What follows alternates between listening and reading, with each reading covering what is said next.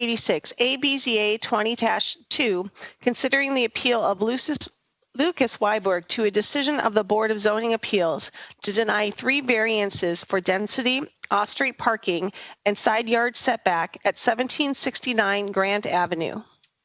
Mr. Tolbert. I believe there's a staff report. All right, staff report on this item, please.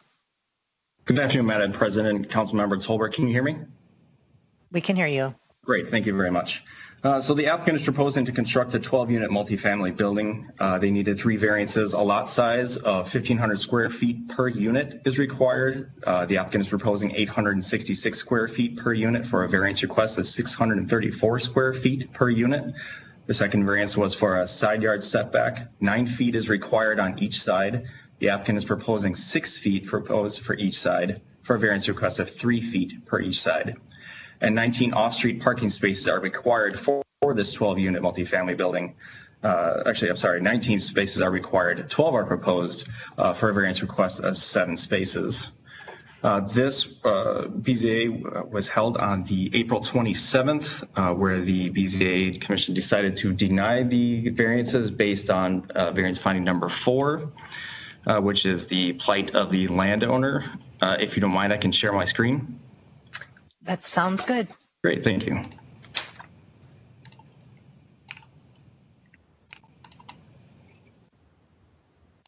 Okay, so this is the resolution for the variance hearing. The plight of the landowner is due to circumstances unique to the property, not created by the landowner.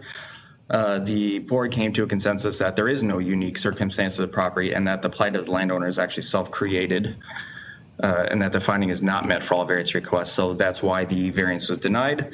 The appellant is alleging that, stating that the Board of Zoning Appeals did not conclusively identify a reason as to why the variances was denied, as in a specific finding.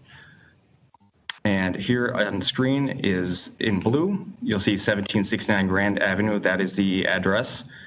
With the number of units they're proposing, as you can see, and the other 3 buildings are flank it. Starting with 1787 Grand Avenue, there's 18 units. 1775 Grand Avenue, there's 18, and then 18 units to the east at 1759 units. And they're proposing 12 units, which more aligns with the amount that they're with the block average roughly. So they have 18 units, they're proposing 12.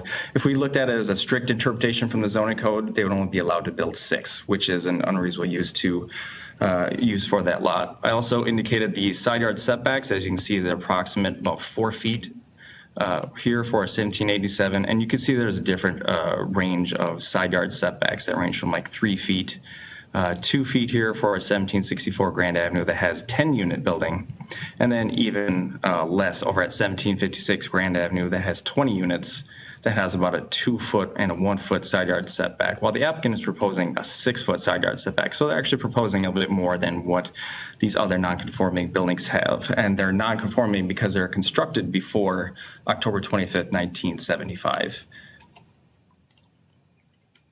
And as you can see here for lot widths, here in blue, we have the 1769 Grand Avenue. They're proposing 12 units. They have a lot width of 50.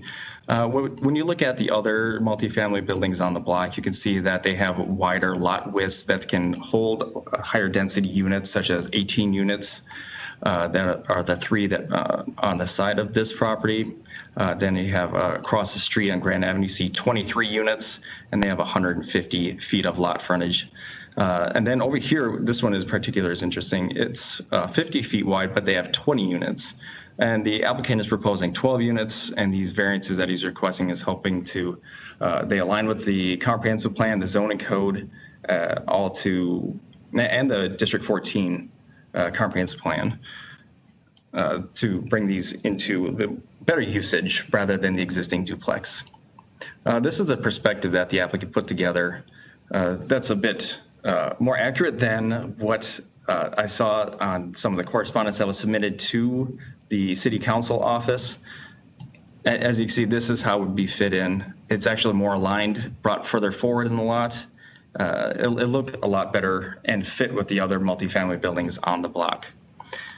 This is the photo of the picture of the perspective of the building that's going to be constructed.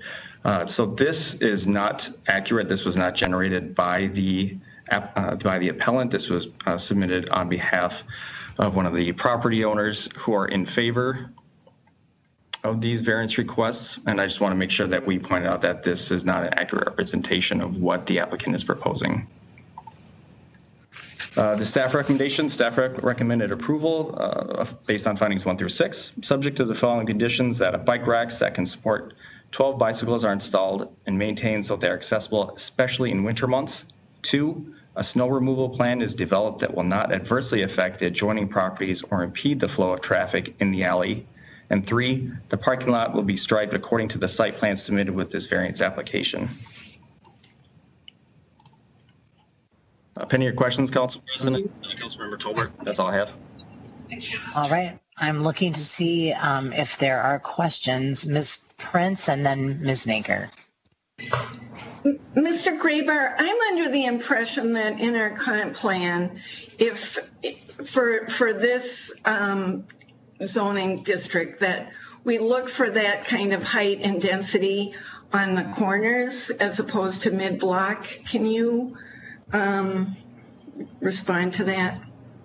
Council President, Council Member Prince, yes, we do look at that for the comprehensive plan, but again, also the zoning code, which aligns with the comprehensive plan, allows for a building height of 50 feet. So I noticed a lot of the BZA conversation was around the height of the building and how it's going to tower over the other properties. And in fact, the height isn't even in question. They don't need a variance from it. It's permitted by right.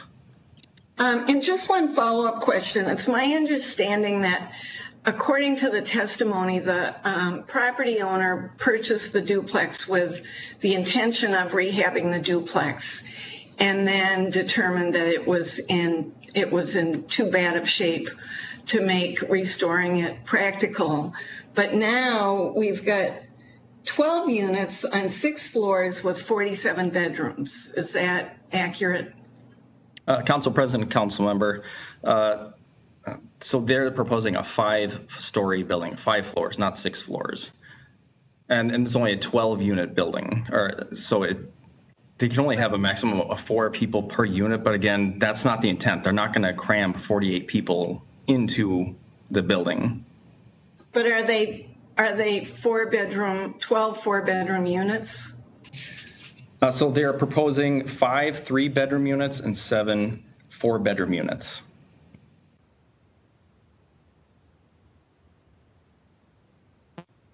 Did that answer your question, Council Member? Yeah, so I said 47 bedrooms, but that is 36 bedrooms that you just mentioned. Yep. Is that right? So 36 bedrooms on a lot that he had originally purchased to rehab a duplex. I'm just struck by I mean, I think that the plight of the landowner is pretty spot on in terms of the property owner's own testimony that he had every intention of rehabbing a duplex, and now he's building a 36-bedroom, 12-unit building. So I just wanted to clarify that. Ms. Naker. Thank you, Council President. Mr. Graber, I'm curious about the practical difficulties, sort of as Councilmember Prince was just asking. Can you go over again what the practical difficulties are in complying with the code? What the unique considerations unique to the actual property are that prevent a building within code from being built? Sure, absolutely. Council President, Councilmember Naker, the lot is narrow with only 50 feet of lot width, which makes it difficult to construct a functional multifamily building with a minimum width of 32 feet in order to meet the required 9-foot side yard setbacks, because it would result in a narrow looking structure which could detract from the character of Grand Avenue and affect the functionality of the building interior. A higher density building could be constructed on this lot without the density variance if the applicant gets a density bonus allowed under 66-231. However, since the lot is too narrow, they're not afforded that opportunity. which leaves the applicant the only option of providing the required parking spaces in the rear yard, which they can only provide 12 of the 19. So that's why they're seeking a variance of the 7, just because there's no room to place them all. Does that answer your question? Yeah, thank you. So it sounds like it's entirely the width of the lot and the difficulty of complying with setbacks, and that the height would be granted by right, and the number of units could be within that height. Correct, if they provided the structured parking. But again, as you stated, the lot width isn't wide enough to provide the required number of parking spaces, the maneuvering aisle, the setback. So that's the practical difficulties. Okay, thank you. Other Ms. Prince? Yeah, I get the practical difficulties if he wanted, I mean, he purchased a duplex. I mean, why could he not make it 8 units or some, I mean, it's hard to see how it's a practical difficulty that he bought a duplex with a 50-foot lot and he now has to build 12 units and 36 bedrooms. But I'll just put that in the record. Ms. Jalali? Thanks. I have comments, but I'm treating this as the sort of question and answer phase to clarify in the staff report. So I guess I simply would appreciate clarification that the motion would be, well, the item would be that we are either overturning the appeal or permitting it. And I just would appreciate if staff could clarify kind of the chain of operations, because these things kind of always wind through different planning processes and take a turn. That would be helpful to understand. Council President, Council Member, so the BZA denied the 3 requested variances based on finding number 4. The applicant submitted an appeal to the City Council, to yourselves, in the hopes of getting it his appeal granted or his appeal approved. Okay, I'll hold my comments for if we speak to the motion, but thank you for clarifying. I appreciate that a lot. Sure, no problem. Are there any other questions for Mr. Graybar? All right. Mr. Tolbert?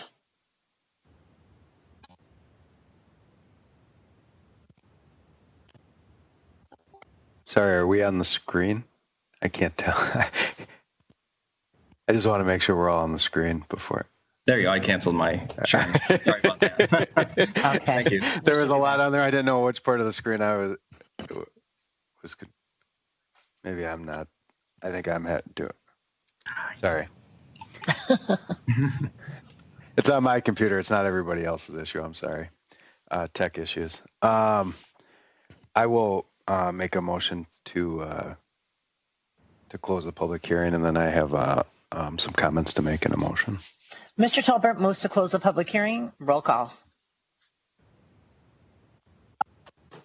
Yang? Aye. Jalali? Aye. Naker? Aye. Prince? Aye. Tolbert? Yes. Council President Breadmon? Aye. 6 in favor, no one opposed. Public hearing is closed. Mr. Tolbert? Yes, and I want to thank Mr. Graybar for the staff report and making it efficient. And I just want to start by saying this process started at 1769 Grand Avenue with the McAllister-Groveland District Council. The McAllister-Groveland Community Council held a committee meeting to discuss the project and gather neighborhood feedback, as well as meet with the developer. The Mac Grove Housing and Land Use Committee voted to support all 3 variances.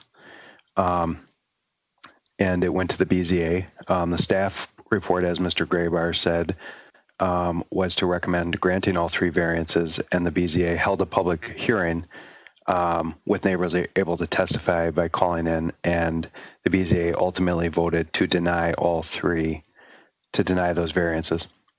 The developer has appealed this, and that's how it's before us today.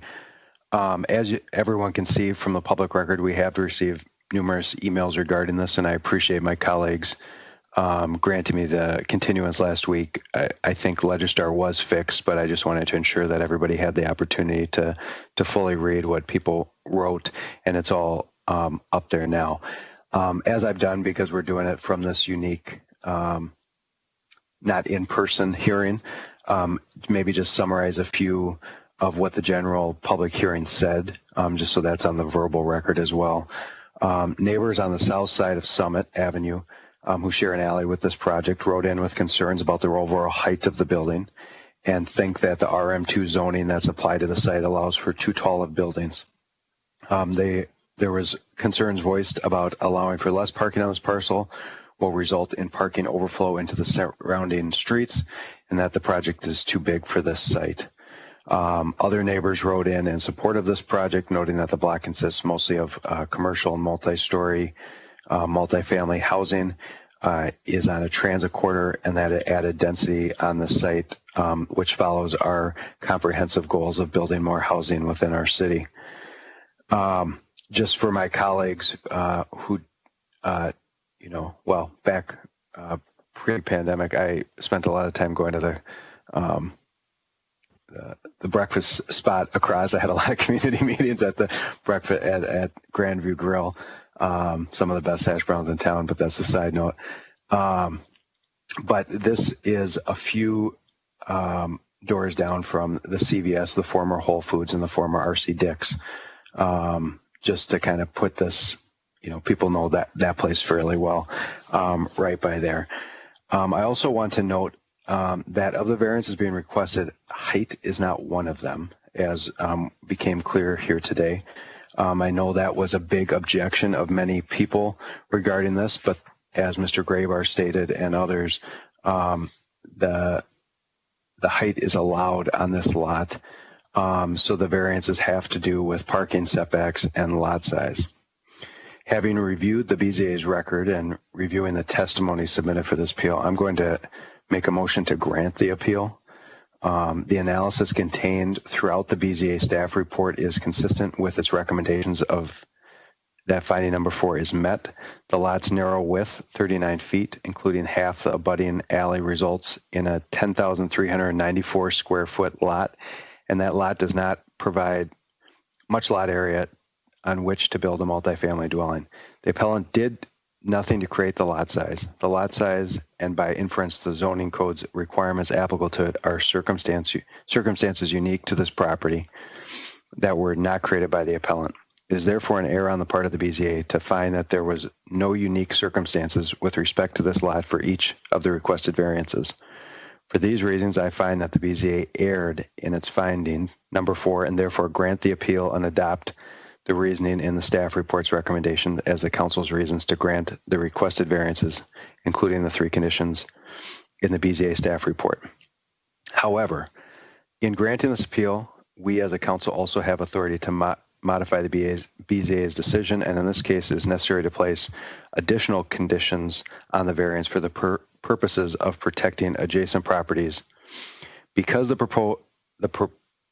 proposed building will be closer to the lot lines and will be bigger than previous buildings, and because it can have greater density due to the variances, the side yard and lot coverage variances are granted subject to the condition that there are no exterior balconies on the building and no outside deck amenities on the roof. These conditions are in addition to the conditions that staff recommended. Mr. Graybar said them, but they're also in the staff report. A few additional things I just want to comment from a personal and aesthetic perspective. I will say I don't particularly care for the design and look of the building.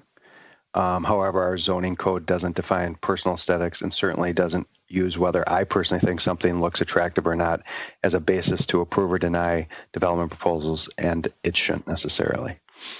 I also support the principles of years of our planning values, which are included in our 2040 comprehensive plan, and encourage transit supportive density, and think that Grand Avenue absolutely makes sense generally for this sort of multi-story, multifamily development.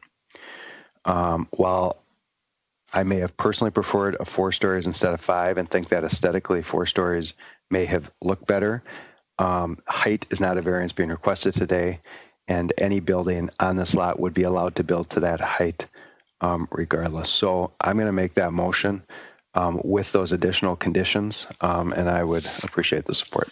Thank you. Thank you, Mr. Tolbert. Ms. Jalali. Thank you. I'm going to be supporting the appeal as well. I think Councilmember Tolbert exhaustively broke down all the detail. I would simply add that this situation illustrates how we need to reform our parking requirements as a city that often heap a large amount of parking requirements for maximizing the amount of density and use on an existing lot. If we had gone with the requirements and not had to pursue the appeal route, I think a lot of this lot would have to just actually turn into a parking lot and not into places for people to live. And I think that's an important piece of this that's more about policy I wanted to pull out because in the midst of everything happening with the pandemic and outbreaks of racial violence, we also still have to work on reforming our land use processes because that's part of equity. So I simply want to offer my support as well that I'll be voting yes. Thanks. Any other discussion? Okay, and I'm planning to support it. I won't repeat what people have said, but just remind us all that the solution for our housing shortage is to add more housing, and this certainly does that. Ms. Prince, did you have something more to add? Yeah, Ms. Prince. I really appreciate the analysis that Councilmember Tolbert laid out, and I also appreciate the conditions. I am going to be voting against the motion, upholding the BZA on the plight of the landowner, but also on the basis of number 3, which is the practical difficulties in developing the building, and also number 6, which is the essential character and density of the neighborhood. The 36 bedrooms just makes me choke, and I'm concerned about that. I think that's an issue, but I realize I'm not prevailing here, and I do appreciate the careful analysis from Mr. Tolbert on this. Thank you. So Mr. Tolbert has moved to grant the appeal of Mr. Weiborg with the additional requirements. There's no, Ms. Yang, are you just getting ready to vote or, okay. Yeah, I'm getting ready to vote. Okay, thank you. There's no further discussion or roll call? Yang, Aye. Jalali, Aye. Naker, Aye. Prince, No. Tolbert, Yes. Council President Bredmoen. Aye. 5 in favor, 1 opposed, being Councilmember Prince. The motion of intent is the appeal is granted.